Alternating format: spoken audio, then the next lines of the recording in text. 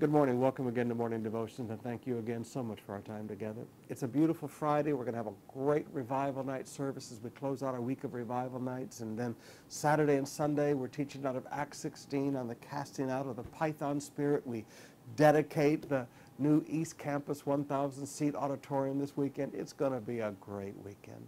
But right now, let's go back to Jesus' teaching, his last great sermons there in John chapter 16. I want to pick up reading with verse 19.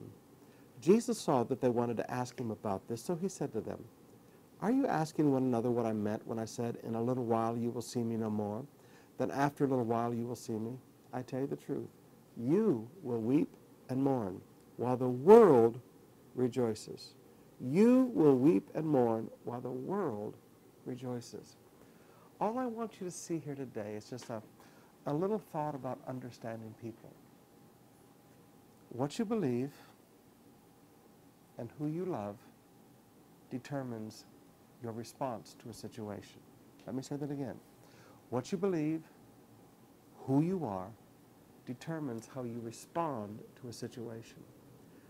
The disciples were going to weep because they loved Jesus. The world was going to rejoice because they hated Jesus. Have you ever just stepped back and watched how people respond to your pain? I didn't say you reaping what you sowed, and I didn't say justice because you broke the law, but I'm talking about just everyday life. You get sick, you get hurt, you have your house gets caught in a flood. Have you ever watched how people respond to you? If you ever want to know who hates you and who loves you, watch how they respond to your pain. If you ever want to know who hates you and who loves you, watch how they respond to your blessings. People's reaction to what they see happen to others is determined by how they feel toward that person. The world hated Jesus, they rejoiced at his death. The disciples loved Jesus, they wept at his death. Too often in life as Christians, we walk around with these big rose-colored glasses on and we think everybody is wonderful, and forgive me, we trust people and we open our hearts. And then one day we look around and we realize, now wait a minute, when I was in the hospital, they were kind of happy.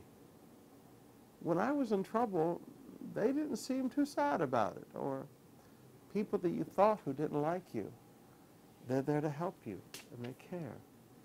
Sometimes we need to get better at reading people, not by the look on their faces, not by the politically correct words they speak, but by the actions that they live. As a man thinketh in his heart, so is he.